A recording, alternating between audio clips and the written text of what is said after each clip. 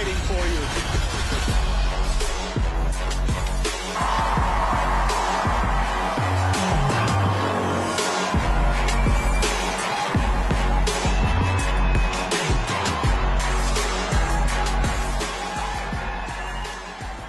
Oh, thank you so much. I wish you were all in the United States Senate. I wanted quite badly to be your next Attorney General, and to be nominated by President Trump for that position was indeed the honor of my professional life. And I view it greatly as a validation of the choice that the voters in Northwest Florida made over and over again to send me to fight for them. But some things don't go according to plan. Matter of fact, one of my Republican colleagues said to me as I had been nominated, Matt, if you leave the Republican conference in the House of Representatives and go to the Department of Justice, we actually think you can improve the quality of both institutions. But I saw the writing on the wall, and that my nomination would cause a delay of the important work that we see ahead. And that is because there remain anti-Trump forces within the Republican conference in the United States Senate. And President Trump needs an Attorney General on day one. And I just assumed, when I withdrew my nomination, looking at everyone else who had been Attorney General, that I would be replaced by someone less attractive. But instead we got Pam Bondi, who is brilliant and lovely, who is talented and courageous, who is creative and bold. Pam Bondi will be a phenomenal Attorney General for President Trump. She has my support and all of ours, and we're going to do everything to see that the mission is accomplished. But the DOJ must change. It must end weaponization of our government. It must facilitate rather than frustrate the largest deportation in American history. It must stop the unlawful surveillance of our fellow Americans. And it must punish the companies involved in the transport, manufacturing, and distribution of fentanyl. And most importantly, on day one, the Department of Justice has to be ready to pardon the nonviolent January 6 defendants who were abused by a two-tier justice system. Pam will do these things.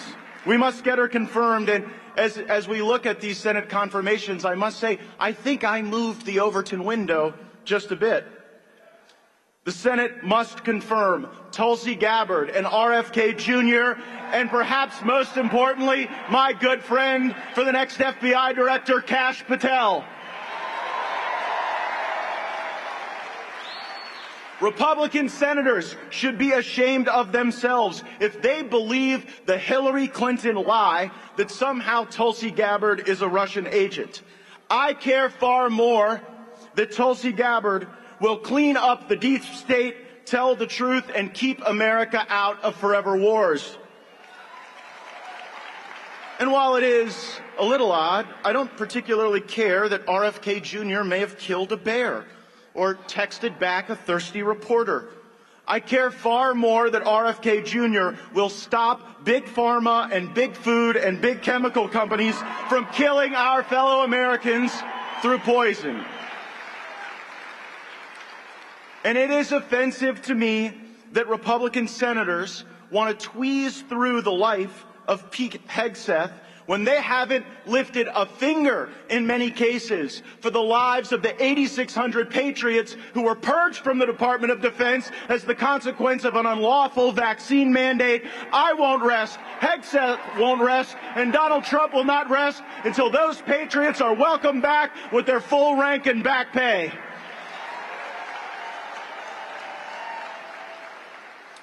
Republican senators, we, the voters of this movement, will not accept the answer that you voted for Joe Biden's nominees, like Lloyd Austin, but refused Trump's. Politics will encounter more accountability these days. We just saw it last week. Last week, every lobbyist in Washington, D.C. wanted this 1,500-page bill to pass with billions of dollars in pork, with the funding of the censorship industrial complex, with the funding of bio labs and foreign aid that do not serve America's interests. They had all the wind at their back. They had backed us up against the Christmas break, and thanks to Donald Trump and Elon Musk and Turning Point and the millions of people who are mobilized on X, we defeated the bill of the lobbyists, and we are ready to march on with America First agenda. And the Democrats, they just don't get it. They continue to criticize Elon Musk as if he is acting in self-interest, when we all see that Elon is acting alongside President Trump in the national interest. And we have something now that we've never had before. We have the ability to lash the resources that Elon is committed to with the energy and the mobilization and the infrastructure built by Charlie Kirk and animated by Turning Point Patriots in chapters all over America. Many have asked which perch I will be fighting from next. And some of you throughout this conference have even given me a few suggestions. My fellow Floridians have asked me to eye the governor's mansion in Tallahassee. Maybe special counsel to go after the insider trading for my former colleagues in Congress. It seems I may not have had enough support in the United States Senate. Maybe I'll just run for Marco Rubio's vacant seat in the United States Senate and join some of those folks.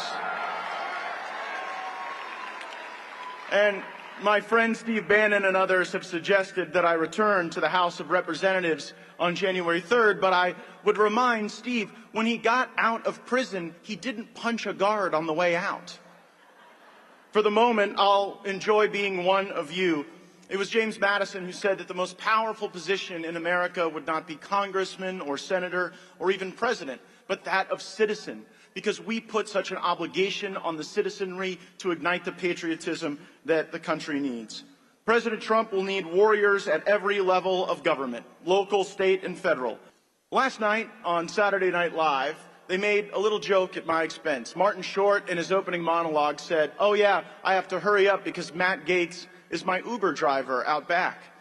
And I got to thinking about that. Think about being so disconnected that you would sit there with the Hollywood elites while trashing the people who drive Uber and actually work for a living every day. So, this is a movement for winners. The greatest one will be taking this stage in just moments. And from the bottom of my heart, thank you to everyone out there who knocked on the doors in the swing states, who registered the voters, who chased the ballots, who made the calls on Election Day. You deserved this victory. You earned this victory. You fought for it, and now it is time to get up, stand up, join together, and to fight for this country we love. Thank you all so much. Ding dong.